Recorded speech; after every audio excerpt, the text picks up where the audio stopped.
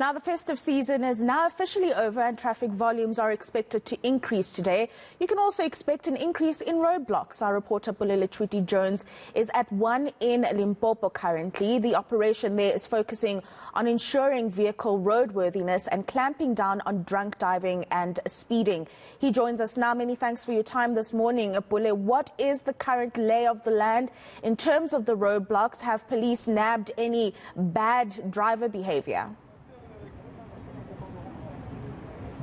Well, good morning, Rafael. There's quite a lot happening here, and what we understand is that law enforcement agency, particularly traffic officials, are on the roadblock operation on high alert to ensure that taxi operators and of course motorists are complying. As you can see, they are required to take out some of their documents, which they then can assess whether the vehicle is roadworthy and whether some of the passengers are also complying in terms of having to be wearing a mask, and that there's sanitizers within the vehicles and much more happening.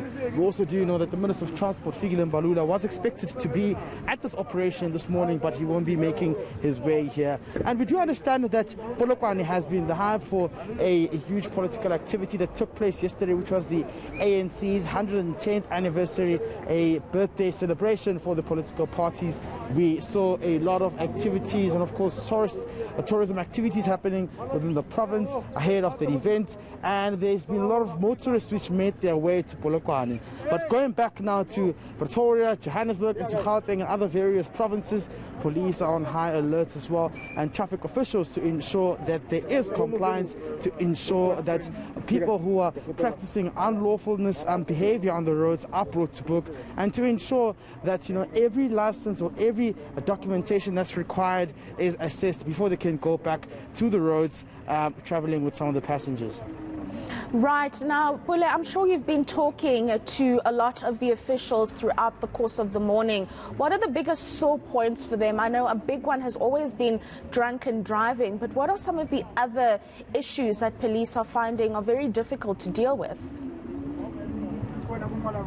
Well, as you can see, this taxi drivers being asked to breathalyze within that tube there, so the system can actually detect whether he is having consumed alcohol or not, and we will just see what may be the result here. But that has been some of the problems here, which has caused accidents on the roads, which include people having to drink and drive, and amongst other issues.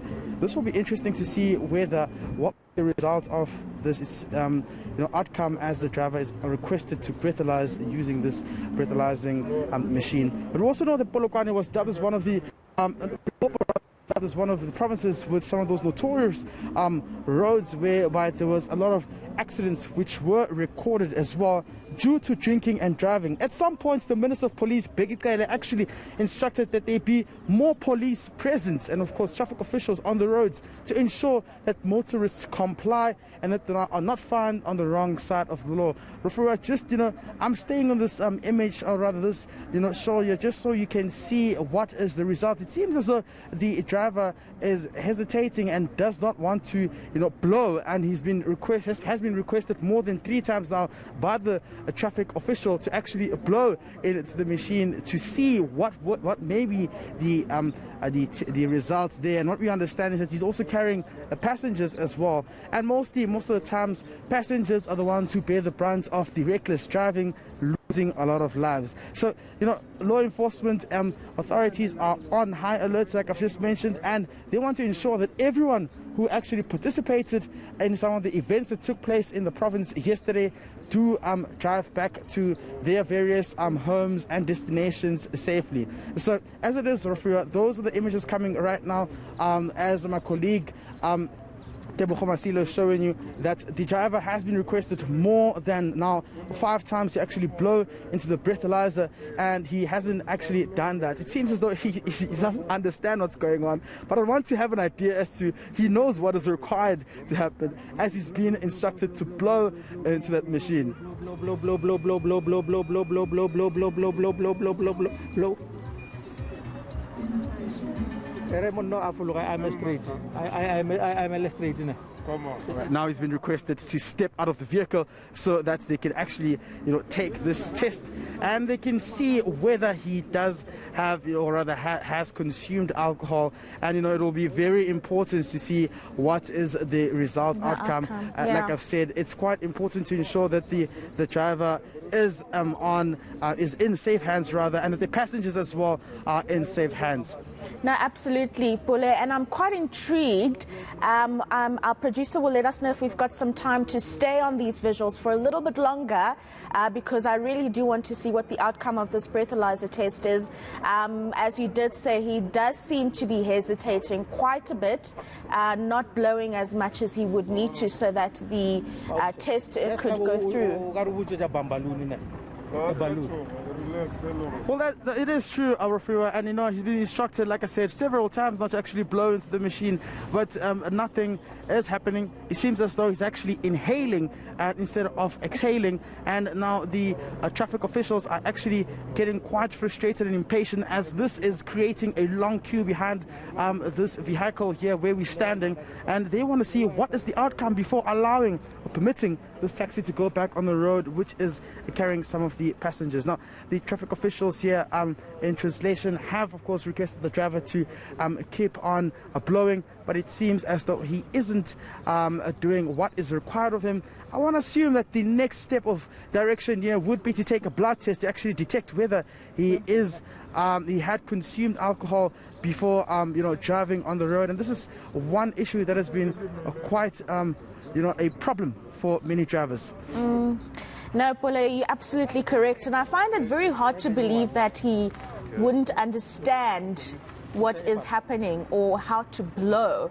Certainly, I think he probably is employing some kind of tactic to prevent the police officers knowing the true results of alcohol that may be in his body. But I'm going to ask that we stay with these visuals just until we can see if we can get a result from this taxi operator.